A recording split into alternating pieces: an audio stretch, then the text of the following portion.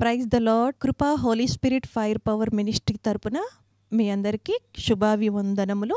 దైవజనుడు గాడ్సన్ గారు దైవ సందేశమును అందించు ఉండగా మీరందరూ విని ఎంతగానో బలపడాలని, ఆత్మీయ మేలులు ఆశీర్వాదాలు పొందుకోవాలని మన ప్రభువుడైన రక్షకుడైన యేసుక్రీస్తు వారి పేరట మేము ప్రార్థిస్తూ ఉన్నాము. Praise the Lord. God bless you to all. దేవునికి స్తోత్రం కలుగునుగాక. మరి నిజంగా ప్రతిదినము దేవుడి వాక్యాన్ని వీక్షిస్తూ ఈ టీవీలో మరి అనేకులు ఫోన్ చేస్తూ నిజంగా సంతోషిస్తూ మాట్లాడుతున్నప్పుడు చాలా ఆనందం అనిపించింది. ప్రియమైన బిడ్డలారా, మరి దేవుడు మిమ్మల్ని మెండైన దీవెనలతో ఆశీర్వాదాలతో నింపునుగాక. చిన్న ప్రార్థన చేసుకొని దేవుని వాక్యంలోకి మనం అడుగులు పెడదాం. మహాపరిశుద్ధుడా, ప్రేమ కలిగిన తండ్రి, గొప్ప దేవా, నీకు వెలకట్టలేని కృతజ్ఞతాస్తుతులు, స్తోత్రాలు, వందనాలు చెల్లిస్తున్నాను. ఇదిగో నీ ప్రియ బిడ్డలందరితో కూడా నీవే ఒక ప్రత్యేకమైన రీతిలో ఈ దినమున మీరు మాట్లాడమని, నీ అభిషేకాన్ని మా మధ్య కుమ్మరించమని, నీ దాసుని సిలువ చాటును మరుగుపరచమని, నీ నోటి బూరగా నాయనా అయ్యా నీ దాసుని వాడుకొని ప్రతి మాట ప్రతి వ్యక్తి జీవితంలో తండ్రి అయ్యా వారికి దీవెనలు తీసుకొచ్చినట్లుగా, వారి మెలకువ తీసుకొచ్చినట్లుగా, వారిని బలపరిచినట్లుగా, వారి జ్ఞానం పొందుకున్నట్లుగా, వారు నీతో నడిచినట్లుగా బలమైన పరిశుద్ధాత్మ కార్యములు జరిపించమని ఈ వర్తమానం వింటున్న ప్రతి బిడ్డకు శుభములు చెల్లిస్తూ నీ కృప మా అందరితో కూడా ఉంచి నీవే మహిమ పొందమని యేసు నామములో అడిగి దీవెనలను పొంది ఉన్నాము తండ్రి, ఆమెన్. దేవునికి స్తోత్రం కలుగునుగాక. ప్రియమైన బిడ్డలారా, క్రైస్తవ జీవితంలో చాలా ప్రాముఖ్యమైన విషయాన్ని నేను మీతో పంచుకోవాలని ఆశ కలిగి ఉన్నానండి. ఒక వ్యక్తి తన పాప శాప బంధకాల నుంచి విడుదల పొందిన తర్వాత ఒక మంచి వ్యక్తిగా జీవించాలని ఒక తీర్మానం తీసుకున్నప్పుడు ఆ తీర్మానంలో ఆ వ్యక్తి జీవితంలో ప్రతి దినము కూడా ప్రియమైన బిడ్డలారా తన్ను తాను పరీక్షించుకుంటాడండి. ఏ విధంగా పరీక్షించుకుంటాడు దేవుడి వాక్యంలో మనం చూద్దాం. హెబ్రీయులకు రాసిన పత్రిక 3వ అధ్యాయం 12వ వచనాన్ని మనం జ్ఞాపకం చేసుకుందాం. సహోదరులారా, జీవము గల దేవుని విడిచిపోవునట్టి విశ్వాసము లేని దుష్ట హృదయము మీలో ఎవని యందైనా ఒకవేళ ఉండునేమో అని జాగ్రత్తగా చూచుకునండి.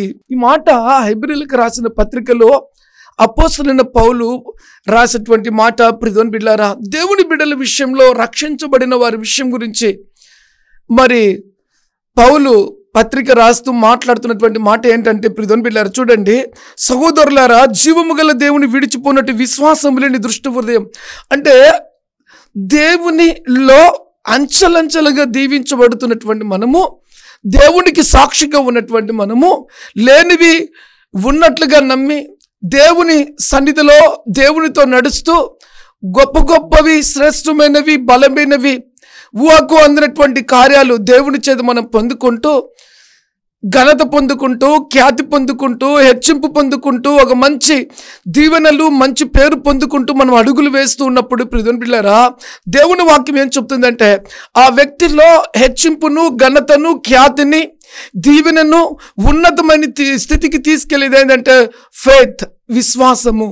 ఒక వ్యక్తి జీవితంలో ప్రియమైన బిడ్డలారా విశ్వాసము అనేది లేనట్లయితే, లేదా విశ్వాసము అనేది కోల్పోయినట్లయితే ఆ వ్యక్తి యొక్క జీవితము ప్రియమైన బిడ్డలారా అతి భయంకరమైన పరిస్థితిలోకి వెళ్ళిపోతుందండి. అందుకే క్రైస్తవ జీవితంలో చాలా చాలా చాలా ప్రాముఖ్యమైనది ఏంటంటే విశ్వాసం ఉన్న వ్యక్తిని ఏమాత్రం కూడా లోకములో లోక సంబంధమైన వాటి వైపు చూడరండి.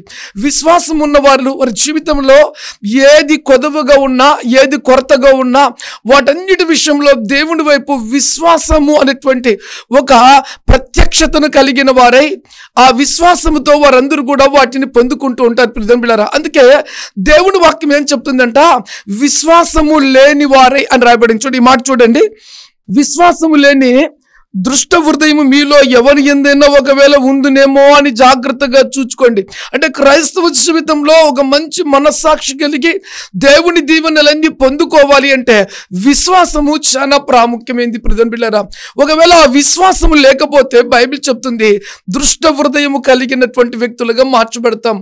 కాబట్టి ప్రియమైన బిడ్డలారా, దుష్ట హృదయం ఎవరి యందైనా ఒకవేళ ఉండునేమో అని జాగ్రత్తగా చూచుకొనుడి. ఈ మాట మనం గమనించినట్లయితే దుష్ట హృదయం ఉందేమో అని ఇక్కడ రెండు మాటలు ఉన్నాయి. ఒకటి విశ్వాసం లేకుండా ఉండడం, రెండోది, ఒకవేళ లేకుండా ఉన్నట్లయితే దుష్ట హృదయం ఉందేమో అని జాగ్రత్తగా చూసుకోండి. అంటే వ్యక్తిగత జీవితంలో పొందుకునేటువంటి దీవెనలు చాలా ఉన్నాయి. అయితే విశ్వాసం ద్వారా వాటన్నిటి కూడా మనం పొందుకుంటాము. అయితే మన ఆత్మీయ జీవితంలో విశ్వాసము లేకపోతే మనము దుష్ట హృదయం కలిగేటువంటి వ్యక్తులుగా ఉంటాం. కాబట్టి మనల్ని మనము చాలా జాగ్రత్తగా మన భవిష్యత్ అంతా కూడా మన మీదనే ఆధారపడింది. మనము దేవుని మీద ఆధారపడిన వారిగా ఉన్నట్లయితే మన ఆత్మీయ హృదయంలో ఉన్నటువంటి జీవితం ఎలా ఉంటుందంటే, మన జీవితం ఎలా ఉంటుందంటే విశ్వాసంతో కూడినటువంటి జీవితంగా ఉంటుంది. అందుకే దేవుడి వాక్యం చెప్తుంది, నిజమైన మంచి మనస్సాక్షి కలిగిన వారు వారి విశ్వాసంతో నింపబడిన వారండి. నిజమైన మంచి మనస్సాక్షి కలిగిన వారు విశ్వాసంతో నింపబడిన వారు. నిజమైన మంచి మనస్సాక్షి లేనట్లయితే దేవుని వాక్యం చెప్తుంది విశ్వాసము కోల్పోయిన వారిగా ఉంటాము. విశ్వాసము లేకుండా ఉన్నట్లయితే దుష్ట హృదయము కలిగిన వారిగా ఉంటాం. ప్రియమైన బిడ్డలారా, అందుకే మనం ప్రతిరోజు పరీక్షించుకోవాలి. ప్రతిరోజు జీవము గల దేవునితో మనము చక్కగా నడుస్తున్నామా, వాక్యానుసారమైన జీవితం జీవిస్తున్నామా లేదా. రెండోది, మనలో విశ్వాసము ఏ స్థానంలో ఉంది. నీ జీవితంలో వేటిని నువ్వు పొందుకోవాలో వాటన్ని విషయంలో నువ్వు పొందుకోవాలంటే మన పరలోకపు తండ్రి యొక్క పరలోకపు ద్వారములు తెరవబడాలి అంటే నీ అంతరంగంలో విశ్వాసం ఉంచాలి. ఆ విశ్వాసం ఏంటంటే యేసుక్రీస్తుకు సమస్తము సాధ్యము, ఆయనకు అసాధ్యమైనది లేదు. ఆయన సమస్తమును ఇస్తాడు. ఆయన వాగ్దానం చేసి నమ్మదగిన దేవుడు, వాగ్దానాన్ని రూఢిపరిచే దేవుడని నువ్వు నమ్మినట్లయితే, ఆ నమ్మి అద్భుతమైనటువంటి ఒక మంచి జీవితం యేసుక్రీస్తుతో నువ్వు జీవిస్తూ ముందుకు అడుగులు వేసినట్లయితే, ప్రియమైన బిడ్డలారా, దేవుని వాక్యం చెప్తుంది నీ జీవితంలో మంచి మనస్సాక్షి కలిగిన వ్యక్తివి, మంచి మనస్సాక్షి కలిగిన వ్యక్తివి. ఆ విధంగా కరెక్ట్గా నువ్వు ఉన్నావో లేదో నిన్ను నీవు ప్రతి దినము తరికించి చూసుకోవాలి. అందుకే హెబ్రీ 3:12 చెప్తుంది. ప్రియమైన బిడ్డలారా, ఏమని చూడండి మాట, ఎవని యందును ఒకవేళ చూడండి దుష్ట హృదయము మీలో ఎవని యందైనా ఒకవేళ ఉందినేమో అని జాగ్రత్తగా చూసుకోండి. ప్రతి దినము కూడా జాగ్రత్తగా చూసుకోవాలి. ఎందుకు? మన సాక్ష్యం గొప్పగా ఉండాలి, మన జీవితం గొప్పగా ఉండాలి, దేవుని దగ్గర నుంచి అనేకమైన దీవెనలు మనం పొందుకోవాలి. కాబట్టి విశ్వాసంతో నింపబడి ఉండాలి. ఈ లోక సంబంధమైన దృష్ట హృదయం లేని వారిగా మనము లోక సంబంధమైన వాటిని పక్కన పెట్టి ప్రతి దినము క్రీస్తులో సిలువ వేయబడిన వారిగా, లోకం నుంచి ప్రత్యేకించబడిన వారిగా, క్రీస్తు కొరకు జీవించేవారిగా, పరిశుద్ధులుగా, నీతిమంతులుగా, మంచి మనస్సాక్షి కలిగిన వారిగా మనము జీవించినట్లయితే దేవుడి చిత్తం మన జీవితంలో జరుగుతుందని ప్రభు మనతో మాట్లాడుతున్నాడు. ప్రియమైన బిడ్డలారా, ఇంకొక మాటను కూడా మనం చూసుకుని ముందుకు అడుగులేద్దాం. హెబ్రీ 10:39 ఏం చెప్తుందో చూద్దాం. ఈ మంచి మనస్సాక్షి కలిగిన వ్యక్తి యొక్క జీవితం గురించి పరిశుద్ధాత్మ దేవుడు మాట్లాడుతున్నాడు. ప్రియమైన బిడ్డలారా, హెబ్రీలకు రాసిన పత్రిక 10:39, అయితే మనము నశించుటకు వెనుతీయు వారము కాము. చూడండి ఈ మాట, రక్షించబడిన తర్వాత దేవుని వాక్యానుసారంగా జీవించుటకు మంచి మనస్సాక్షి కలిగిన వారు తిరిగిన వారు కాదంట. అంటే తిరిగి బైబిల్ చెప్తుంది, నాగటి మీద చేపెట్టి ఎన్నికలు చూచిన వాడు నావాడు కాదు. కాబట్టి అది సేవకులకు వర్తిస్తుంది, విశ్వాసులకు కూడా. ప్రియమైన బిడ్డలారా, ఎందుకంటే ఈ వచనం చూడండి, అయితే మనము నశించుటకు వెనుతీయు వారము కాము అంటే దేవుడి కృపను బట్టి రక్షించబడ్డాం, మారుమనసు పొందుకున్నాం, పాప క్షమాపణ పొందుకున్నాం, జీవ గ్రంథంలో పేరు దేవుడు కృపను బట్టి మన పేరు అందులో వ్రాయబడింది. ఇక బ్రతికే ప్రతి బ్రతుకు కూడా, ప్రతి దీవెన కూడా, ప్రతి జీవితం అంటే ఇంకా ప్రతి అడుగులు కూడా ఇంకా చెప్పాలి అంటే లైఫ్ లాంగ్ నువ్వు జీవించే జీవితము అద్భుతమైన దీవెన, కృప, దేవుని యొక్క బలమైనటువంటి కార్యాలు పొందుకున్నటువంటి వ్యక్తిగా నువ్వు ఉన్నావు. ఆత్మ సంబంధమైన వ్యక్తిగా ఉన్నావు, పరలోక సంబంధమైన వ్యక్తిగా ఉన్నావు. ఈ లోక సంబంధమైన వాటిని నుంచి బయటికి వచ్చి క్రీస్తు కొరకు ఒక రోషం కలిగిన వ్యక్తిగా నువ్వు మార్చబడ్డావు. కాబట్టి ప్రియమైన బిడ్డలారా, నీ హృదయము, నీ ప్రాణము చెప్పాలి అంటే యేసులో దేవుడు దాచిపెట్టాడనే సత్యం తెలుసుకున్నావు. నువ్వు పరలోక సంబంధమైన వ్యక్తి అని తెలుసుకున్నావు. ఈ లోకములో ఇష్టానుసారంగా జీవిస్తే శిక్ష వస్తుందని తెలుసుకున్నావు. అందుకే దేవుడి మహా గొప్ప కృపను బట్టి నువ్వు రాజులైన యాజక సైన్య సమూహ పరిశుద్ధమైన జనము అని పేరు తెచ్చుకున్నాం. అయితే ఇప్పుడు దొంబిళ్ళారా, రక్షించబడిన తర్వాత అంట వెనుదిరుగు వారము కాదు అని బైబిల్ చెప్తుందండి. చూడండి మాట, అయితే మనము నశించుటకు వెనుదిరుగు వారము కాము.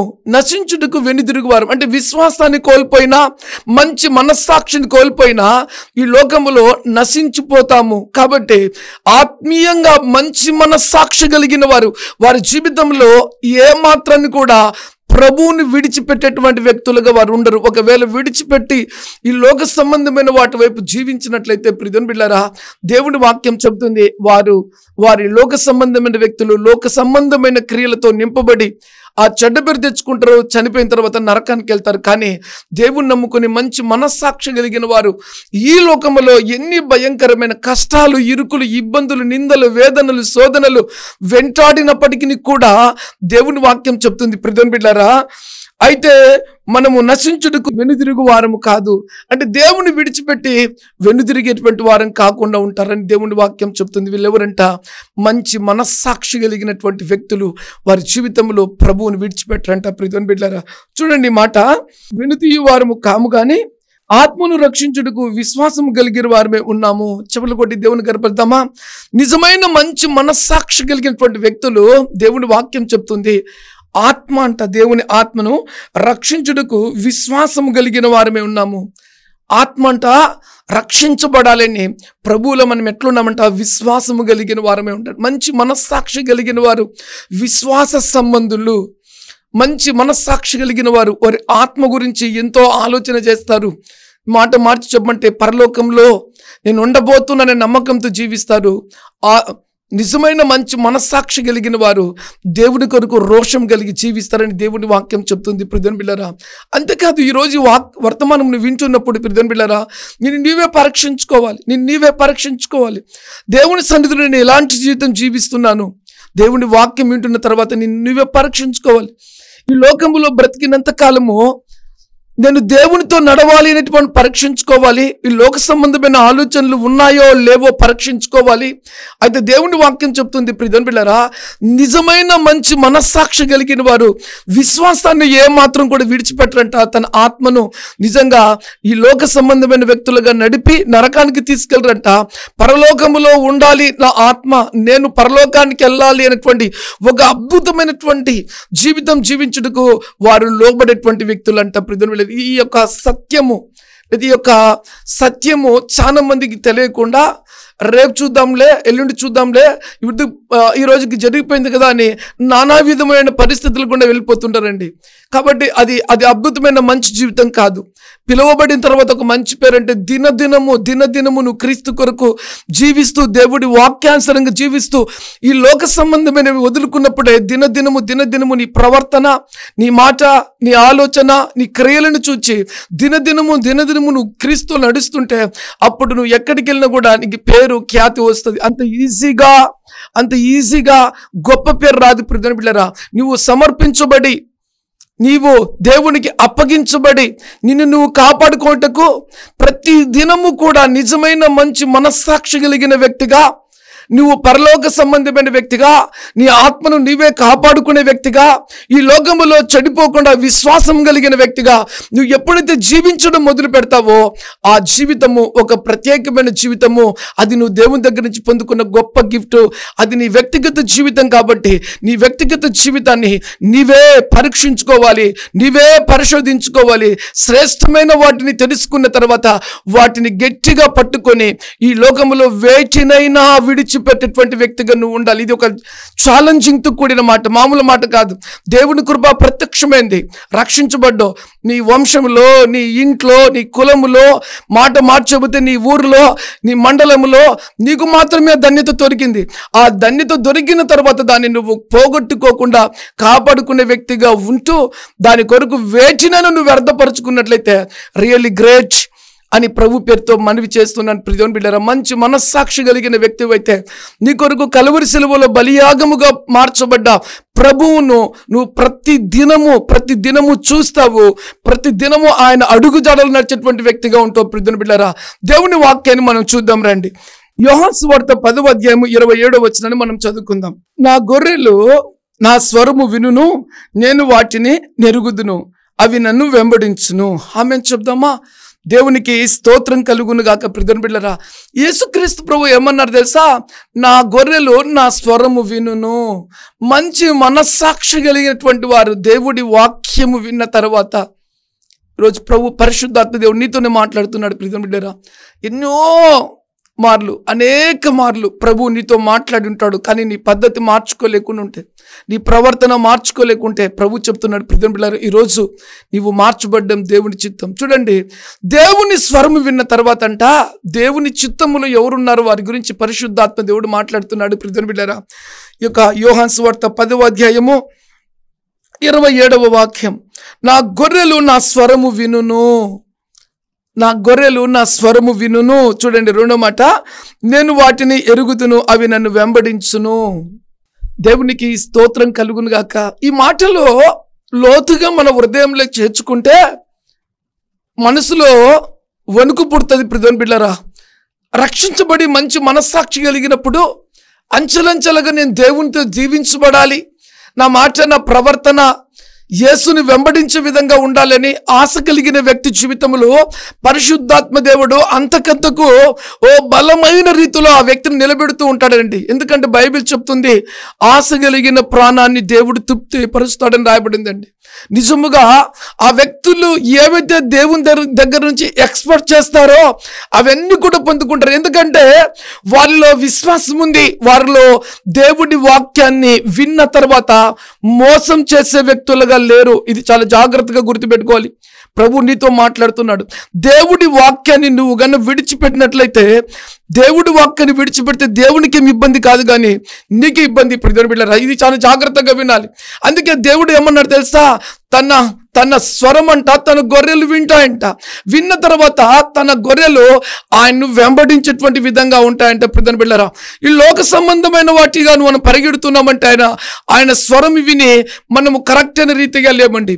అయితే ఆయన స్వరం వినేది ఎవరు అని దేవునికి తెలుసు, ఎవరైతే వింటున్నారు అనేది దేవునికి తెలుసు, రెండోది ఎవరు వెంబడిస్తున్నారు అనేది కూడా దేవునికి తెలుసు అండి. అంటే దేవుడి వాక్యం వింటున్నావని దేవునికి తెలుసు, రెండోది నీలో దేవుడి వాక్యం ఎంత ఉందని దేవునికి తెలుసు, రెండోది వాక్యానుసారంగా నువ్వు జీవిస్తున్నావా లేదా అనేది కూడా దేవునికి తెలుసు, మూడోది నువ్వు దేవుని సంబంధివా కాదా అనేది కూడా దేవునికి తెలుసు. ప్రియమైన బిడ్డలారా, కాబట్టి ఒక వ్యక్తి రక్షించబడినట్లయితే దేవుని వాక్యం చెప్తుంది, ప్రపంచమందంతటా కూడా అంట దేవుని శక్తి తన ఎడల యథార్థ హృదయం గలవారినై బలపరచుటకు ప్రపంచమందంతటా దేవుని శక్తి సంచారం చేస్తూ ఉందంట. తన స్వరము తన గొర్రెలు విన్న తర్వాత ఆయన్ని వెంబడించడం మొదలుపెట్టినప్పుడు ఆయనంట ఆ గొర్రెలను ఎరిగేటువంటి దేవుడని రాయబడిందండి. అంటే యేసుక్రీస్తు యొక్క మాట విని ఆయన మార్గములో మనం అడుగులు వేసినట్లయితే ఆయన బిడలుగా మనం ఉంటామని ప్రభు పేరుతో మనవి చేస్తున్నానండి.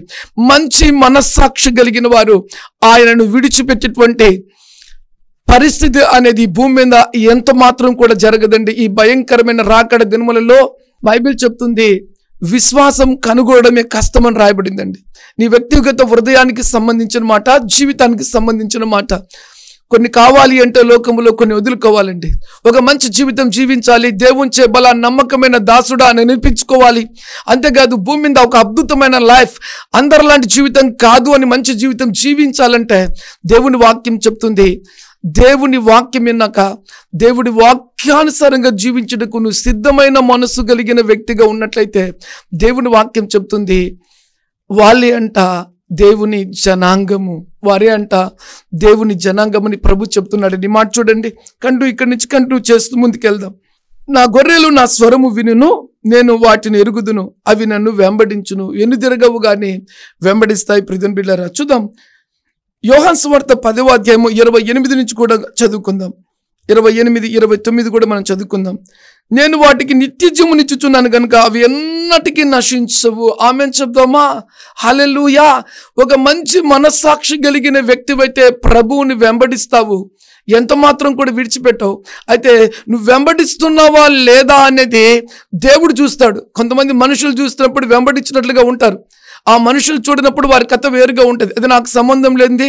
ఈరోజు వాక్యం వింటున్నప్పుడు నీ వ్యక్తిగత జీవితాన్ని నువ్వే పరీక్షించుకోవాలి. ప్రియమైన బిడ్డలారా, నువ్వు వెంబడించడం అనేది రాత్రింబగళ్ళు ప్రభు వైపు చూస్తూ ఆయన మార్గములో అడుగుజాడల్లో ఆజ్ఞానుసారంగా జీవించడమే. ప్రియమైన బిడ్డలారా, అయితే దేవుని వెంబడించడం జరిగితే ఏం జరుగుతుంది ఒక వ్యక్తి జీవితంలో అంటే దేవుని వాక్యం చెప్తుంది. ప్రియమైన బిడ్డలారా, నేను వాటికి నిత్య జీవం ఇచ్చుచున్నాను గనుక అవి ఎన్నటికీ కూడా నశించవంట. చెప్పులు కొట్టి దేవుని కనబడతామా? మంచి మనస్సాక్షి కలిగిన వారు నిత్య జీవాన్ని పొందుకుంటారు. వారి పేరు కొట్టివేయబడదు. వారి పరలోక సంబంధమైన వ్యక్తులుగా ఉంటారు. ఈ భూమి మీద ఒక మంచి జీవితాన్ని పొందుకుంటారండి. ఎందుకంటే దేవుని ఆజ్ఞలు అతిక్రమిస్తే పాపం. ఈరోజు అనేక మంది జీవితాలు చిన్న భిన్నంగా ఎందుకు మార్చబడిపోతున్నాయంటే దేవుని ఆజ్ఞ అతిక్రమిస్తే మనము పాపం చేసిన వారిగా ఉంటాం. కాబట్టి ప్రియమైన బిడ్డలారా, ఆజ్ఞను విడిచిపెట్టగా ఆయన ఆజ్ఞానుసారంగా మనం బ్రతికినట్లయితే, నడిచినట్లయితే, జీవించినట్లయితే దేవుడితో కూడా నడిచిన వారిగా ఉంటాము. దేవుడి చిత్తము చేసిన వారిగా ఉంటాము. దేవుడి మాట విన్న వారిగా ఉంటాము. పరలోక సంబంధమైన వ్యక్తులుగా మనం ఉంటాము. నిత్య జీవం కలిగిన వారిగా మనం ఉంటాము. రెండోది, మనము నశించటి వారిగా ఉండము అని దేవుని వాక్యం చెప్తుంది. ప్రియమైన బిడ్డలారా, రండి చూద్దాం. అలాగనే ఇంకొక మాట కూడా ఇక్కడ రాయబడిన మాట చూద్దాం. ఎవడును వాటిని నా చేతుల నుండి అపహరించడు. అబ్బబ్బా, చప్పట్లు కొట్టి దేవుని కనబడతామా? ఎంత అద్భుతమైన మాట అండి! ఎంత అద్భుతమైన మాట! ఆశ్చర్యాన్ని కలిగించేటువంటి మాట. దేవుడి వాక్యాన్ని విని వాక్యానుసారంగా జీవించడానికి నువ్వు తీర్మానం తీసుకున్నట్లయితే, వాక్యము నీలో ఉన్నట్లయితే, వాక్యానుసారంగా అడుగులు వేయడం మొదలుపెట్టినట్లయితే, దేవుడి వాక్యం చెప్తుంది ఆ వ్యక్తి అంట ఎవరి చేతిలో అంటే దేవుడి చేతిలో ఉన్నాడంట. ఆ వ్యక్తిని బైబిల్ చెప్తుంది. ప్రియమైన బిడ్డలారా, ఆ వ్యక్తిని నా చేతి నుండి చేతిలో నుండి అపహరించాడు. ఎవడు కూడా దొంగిలించాడంట. ఎవడు కూడా అంటే అపవాది అనేకుల్ని ఏం చేస్తుందంటే మోసపరుస్తుంది. అయితే నువ్వు దేవుని చేతిలో ఉండే వ్యక్తిగా ఉండాలి అంటే మంచి మనస్సాక్షి కలిగి వాక్యానికి విధేయత చూపించి వాక్యానుసారంగా జీవించేటువంటి వ్యక్తిగా నువ్వు ఉండాలండి. అందుకే ఆ వ్యక్తి జీవితం ఎలా ఉంటుందంటే దేవుని చేతిలో ఉన్నటువంటి వ్యక్తిగా ఉంటాయంట. ఆ వ్యక్తి జీవితంలో నిజముగా ఎవరు కూడా ఆ వ్యక్తిని నాశనం చేయలేరంట. ఆ వ్యక్తి ఎవరు కూడా అపహరించలేరంట. సాతాను కూడా వచ్చి నిన్ను ఏమి కూడా చేయలేదు. ఎందుకంటే నువ్వు దేవుని చేతిలో ఉన్న వాక్యం విని విశ్వసించి నమ్మి వాటి చొప్పున నేను జీవిస్తానంటే అవి సత్య మార్గాలు, జీవ మార్గాలు, నీతి మార్గాలు, యథార్థవంతమైన మార్గాలు, పరిశుద్ధమైన మార్గాలు, దైవ మార్గాలు నువ్వు పాటించడం మొదలు పెడితే అపవాది తలగొట్టుకొని వాడు నిన్ను ఏమి చేయలేడు. నీ ఘనతను, ఖ్యాతిని, పేరును, ఉన్నతమైన స్థితిని ప్రభు ఇస్తాడండి. ఆ ప్రభు మార్గమే నిన్ను ఉన్నతమైన స్థితికి తీసుకొచ్చేది. ప్రియమైన బిడ్డలారా, చూడండి మాట. వాటిని నాకు ఇచ్చిన నా తండ్రి అందరికంటే గొప్పవాడు కనుక నా తండ్రి చేతిలో నుండి ఎవడునూ వాటిని అపహరించలేడు. ఆమె చెప్దామా? దేవుడంట పరలోకపు తండ్రి యేసుక్రీస్తు ద్వారా మనల్ని అందరినీ కూడా యేసు చేతులకి ఇచ్చినాడంట. అందుకే దేవుని వాక్యం చెప్తుంది ఆ తండ్రి ద్వారా యేసు ప్రభు కృపను బట్టి మనందరము రక్షించబడ్డాం. మనం ఆయన చేతిలో ఉన్నాం కాబట్టి ఎవడు కూడా మనల్ని అపహరించలేడంట. ఆమెన్. అంటే మంచి మనస్సాక్షి కలిగి వాక్యానుసారంగా జీవించడం మొదలు పెడితే ఎంతో మంది నిజంగా జీవించిన వాళ్ళు మాత్రం దేవుని చేతిలో ఉంటారు. జీవించని వారి జీవితాలు ఎట్లుంటాయంటే దేవుని చేతిలో ఉండవు అంట. అది ఇంకెవరి చేతిలో ఉంటాయో ఇక మనం పరీక్షించుకుంటే ఆశ్చర్యం కలిగిస్తుంది. ప్రియమైన బిడ్డలారా, ఈరోజు వాక్యం ఇచ్చినటువంటి నిన్ను పరీక్షించుకోవాలా. నీ జీవితంలో, నీ ఆయామలో నిందారహితుడిగా నువ్వు జీవించాలి అంటే, ధైర్యవంతుడిగా జీవించాలంటే, ప్రభుతో నువ్వు నడవాలి అంటే మంచి మనస్సాక్షి కలిగి వారి వైపు వీరి వైపు చూడకుండా దేవునితో నేను మంచి జీవితం జీవిస్తున్నానా లేదా అని పరీక్షించుకొని నువ్వు అడుగులు వేసినట్లయితే నీ సాక్ష్యం ద్వారా, నీకుండే విశ్వాసం ద్వారా, నీకుండే నమ్మకం ద్వారా, నీకున్న పరిశుద్ధత ద్వారా, నీకున్న నీతి ద్వారా, నీకున్న ధైర్యం ద్వారా, ఇక చెప్పాలంటే ప్రియమైన బిడ్డలారా, దేవుడి కృపతో నింపబడ్డావు కాబట్టి వాక్యానికి విధేయత చూపించి తీర్మానం తీసుకొని భూమి మీద రారాజులంటే లైఫ్ జీవిస్తున్నావు. ఈ లైఫ్ అందరికీ ఉండదు. కృప వచ్చిన తర్వాత కృపను ఉపయోగించుకొని కృప కింద ఉన్న వారికి మాత్రమే ఉంటుంది. ఆ ప్రత్యేకించబడిన కృప వ్యర్థము చేసుకొని వ్యక్తిగా నువ్వు ఉంటావు. రెండోది, కృప వెంబడి కృప పొందుకోబోయే వ్యక్తిగా నువ్వు ఉంటావు. ఎందుకంటే నీ సాక్ష్యాన్ని బట్టి అనేకులు దేవుని వైపు త్రిప్పబోతున్నారు. ఆమె చెప్దామా? మంచి మనస్సాక్షి కలిగిన వ్యక్తితో ఎవరున్నా కూడా ఆ వ్యక్తి జీవితాన్ని బట్టి అనేకులు కూడా మార్చబడతారు. అది దైవ శక్తి అయి ఉంది. ప్రియమైన బిడ్డలారా, ఆమెన్ చెప్దామా? ఆమెన్. హల్లెలూయా. దేవుని వాక్యములు మనం చూసినట్లయితే ఇప్పుడు దేవుని బిడ్డలారా, నమ్మకమైన మంచి మనస్సాక్షి కలిగిన వ్యక్తి యొక్క జీవితం ఎలా ఉంటుందో చూద్దాం. సామెతల గ్రంథం 14వ అధ్యాయం 5వ వాక్యాన్ని మనం జ్ఞాపకం చేసుకుందాం. నమ్మకమైన సాక్షి అబద్ధమానడు, కూట సాక్షి అబద్ధములకు ప్రియుడు. ఈ మాట చూడండి. నమ్మకమైనటువంటి సాక్షి అబద్ధమాడరంట. నిజంగా ఎంత గొప్ప మాట అండి. ఈరోజు అనేక మంది జీవితాలు కూలిపోయేదానికి కారణం ఏంటి అంటే అబద్ధాలు, అబద్ధాలు, అబద్ధాలు, అబద్ధాలు, అబద్ధాలు. నోరు తెరిస్తే అబద్ధాలండి. బైబిల్ చెప్తుంది సాతాను అబద్ధికుడు, అబద్ధానికి జనకుడు అంట. నువ్వు అబద్ధం ఆడుతున్నావంటే సత్యమేంటో తెలిసి సత్యాన్ని అసత్యముగా చేస్తూ, అది నీ భార్యను మోసం చేయొచ్చు, భర్తను మోసం చేయొచ్చు, పిల్లల్ని మోసం చేయొచ్చు. ఇక ఇలా చెప్పుకుంటూ పోతే నువ్వు ఉద్యోగం కాడ మోసం చేయొచ్చు, స్కూల్లో మోసం చేయొచ్చు. నువ్వు ఎక్కడెక్కడో ఎన్నో ఎన్నో అబద్ధాలు ఆడుతూ ఉన్నావు అంటే నీవు ప్రియదేవుని బిడ్డలారా దేవుని సంబంధి కాదు, దేవునికి నమ్మకమైన వ్యక్తి కానే కాదు. ప్రియదేవుని బిడ్డలారా, ఎప్పుడైనా కూడా గమనించండి, దేవుని సంబంధి అబద్ధాలతో తన జీవితాన్ని కట్టుకోడండి. సత్యం. అందుకే బైబిల్ చెప్తాది, నువ్వు అవునంటే అవును, కాదంటే కాదు అని చెప్పాలండి. నా జీవితంలో కూడా నేను నేర్చుకుంది దేవుని సన్నిధిలో ఒక్కటేనండి. నా గురించి ఎవరో ఏదో అనుకుంటే నేను ఎప్పుడు కూడా ఆలోచించను. ఒకవేళ నా దగ్గరకు వచ్చి నీ ఆలోచన ఇది, నీ తలంపు ఇదంటే నేను ఒప్పుకోను. ప్రియదేవుని బిడ్డలారా, ఎందుకు తెలుసా? నా హృదయములో ఉండేది నేనే చెప్తాను, అప్పుడు నాకు తృప్తి. ఒకవేళ నేను కరెక్ట్ లేదంటే కరెక్ట్ లేదని చెప్తాను, కరెక్ట్ ఉందంటే కరెక్ట్ అని చెప్తాను. అప్పుడే నా మనస్సాక్షి నాకు సంతోషంగా ఉంటుంది, నా మీద నాకు ధైర్యం ఉంటుంది అని చెప్తానండి. ఎందుకు ఈ మాట చెప్తున్నానంటే, నువ్వు అబద్ధం ఆడుతున్నావా నిజం ఆడుతున్నావా అనేది నీకు చాలా ప్రాముఖ్యంగా నీకే తెలుసండి. ఎందుకంటే దేవుని వాక్యం చెప్తుంది, అబద్ధాలతో కోట కట్టడం అనేది అసంభవం. ప్రియదేవుని బిడ్డలారా, అది సాతాను మాటలు. కళ్ళు మూసుకుందామా, ప్రార్థన చేసుకుందాం. ఈ ప్రార్థన విన్న తర్వాత ఎవరిలో అయినా కూడా మంచి మనస్సాక్షి లేకుండా ఉన్నట్లయితే, ప్రభా నాకు ఒక మంచి మనస్సాక్షి ప్రభా అని అడుగుదాం. రెండోది, మంచి మనస్సాక్షి కలిగిన వ్యక్తులు ఏ విధంగా ఉంటారో ఈరోజు మనం తెలుసుకున్నాం. అట్టి జీవితం నాకు కూడా ఈ ప్రభా. ఒకవేళ మంచి మనస్సాక్షి ఉండి కూడా నువ్వు దేవుడి వాక్యానికి విరోధంగా జీవించినట్లయితే దేవుని సన్నిధిలో సరిచేయబడాలి. నీ బలిపీఠాన్ని తిరిగి మళ్ళీ కట్టుకునే దానికి ప్రియదేవుని బిడ్డ సిద్ధపాటు కలిగిన వ్యక్తిగా ఉండాలి. ఎందుకంటే ఆకాశము భూమి గతించినా ఆయన మాటలు గతించు అనే మాటల మీద నువ్వు ఈ జీవితాన్ని కట్టుకోవడం అది దీవెనకరం. పరిశుద్ధుడా, ప్రేమ కలిగిన తండ్రి, కృప అయితే ప్రతి ఒక్కరికి ఇచ్చావు. ఎంతో మందిని పిలుచుకున్నావు, ఎంతో మందిని ఏర్పరచుకున్నావు, ఎంతో మంది పట్ల నీ ఎన్నో ఆశలు, ఆలోచనలు, తలంపులు కలిగి ఉన్నావు. తండ్రి, నీ ఆలోచన ఏంటి అంటే ప్రభా, ఒక వ్యక్తి పట్ల, ఒక రక్షించబడిన వ్యక్తి పట్ల ఆకాశానికి భూమికి ఎంత దూరం ఉందో అంతకు మించిన ఆలోచనలు కలిగి ఉన్నావు ప్రభా. ఈరోజు నీ ప్రియ బిడ్డలతో తన్ని నువ్వు మాట్లాడిన ప్రతి మాటను బట్టి నీకు వందనాలు. ఎంతమంది వాక్యం విన్నారో చూచావయ్యా, వారి ఆలోచనలు ఏంటో చూచావయ్యా, వారి మార్గములు ఏంటో చూచావయ్యా, వారి హృదయంలో ఏముందో చూచావయ్యా. ప్రభువా, నీ హస్తము చాపి రాజా, ఇదిగో నాయన, ఇదిగో మంచి మనస్సాక్షి కలిగిన వ్యక్తులుగా వారిని మార్చునాయన, నీకు ప్రతిష్ఠ చేయబడిన వ్యక్తులుగా వారిని మార్చునాయన. అయ్యా, నీవే వారిలో నివాసము చేయమని ప్రార్థన చేస్తున్నా ప్రభువా. నీ ద్వారా బలమైన కార్యములు నాయన నీ బిడ్డల జీవితంలో జరిపించండి నాయన. వారి పూర్వీకులు పెద్దలు దేవునితో నడవలేదేమో ప్రభువా, ఈ తరములో నాయన నీ బిడ్డలు వాక్యం విన్న తర్వాత వారిని వారి దేవుడికి ప్రతిష్ఠించుకొని రాజా, నీతో నడిచే గొప్ప కృప, గొప్ప ధన్యత ఈ వర్తమానం విన్న ప్రతి బిడ్డకు అనుగ్రహించమని ప్రార్థన చేస్తున్నా. ఓ బలమైన నీ పరిశుద్ధాత్మ శక్తితో నింపండి నాయన. తని నీ బిడ్డలకి ఇచ్చిన కృప పోగొట్టుకోకుండా కాపాడుకున్నట్లుగా సహాయం చేయండి నాయన. తండ్రి, ఒక గొప్ప ధన్యకరమైన జీవితం తండ్రి ప్రతి బిడ్డకు కూడా దయచేయండి నాయన. నీ గొప్ప మేళ్లతో నింపమని ప్రార్థన చేస్తున్నా. అనారోగ్యంతో ఉన్న బిడ్డలందరూ కూడా బాగు చేయండి నాయన. అప్పులను కొట్టివేయమని ప్రార్థన చేస్తున్నా. అద్భుతములను జరిపించమని ప్రార్థన చేస్తున్నా.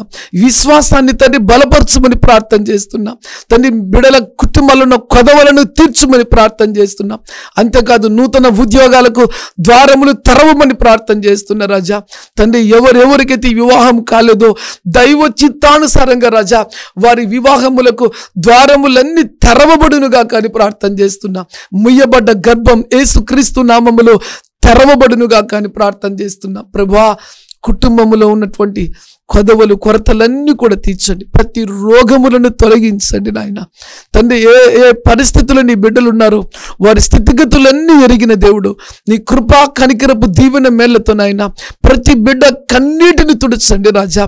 ఎంతోమంది కుటుంబము కలహాలతో తండ్రి డిస్టర్బ్ అవుతున్నారు ప్రభా. కుటుంబాన్ని పట్టి పీడిస్తున్నటువంటి ప్రతి డిస్టర్బెన్స్ స్పిరిట్ యేసు నామములో కొట్టివేస్తున్నా. భార్య భర్తల మధ్య ఐక్యతను యేసు నామములో ప్రకటిస్తున్నా ప్రభా. సమాధానమును ప్రకటిస్తున్నా తండ్రి. అయ్యా, ఈ వర్తమానం విన్న కుటుంబాల చుట్టూని అగ్ని కంచు ఉంచమని ప్రార్థన చేస్తున్నా. కళల ద్వారా మాట్లాడమని, దర్శనముల ద్వారా మాట్లాడమని తండ్రి, ప్రత్యక్షతల ద్వారా మాట్లాడమని ప్రార్థన చేస్తున్నా. నీ యొక్క అమూల్యమైన రక్తమునైనా ప్రతి బిడ్డ మీదకి తీసుకొస్తున్నా, వారి కుటుంబాలకి తీసుకొస్తున్నా తండ్రి. అయ్యా, ఈ వర్తమానం మించున్నప్పుడు వారి ఆలోచనలు, వారి తలంపులు, వారి యొక్క ఆశలు ఏవైతే కొదవగా ఉన్నాయో నాయన అయ్యా, వారు ఎదురు చూస్తుండగా తండ్రి రెండంతల దీవెనలతో వారు పొందుకుందురుగా. కానీ యేసు నామములో ప్రార్థించి వేడుకొని దీవెనలను, మేళ్లను, ఆశీర్వాదములను పొందియున్నాము తండ్రి. ఆమెన్.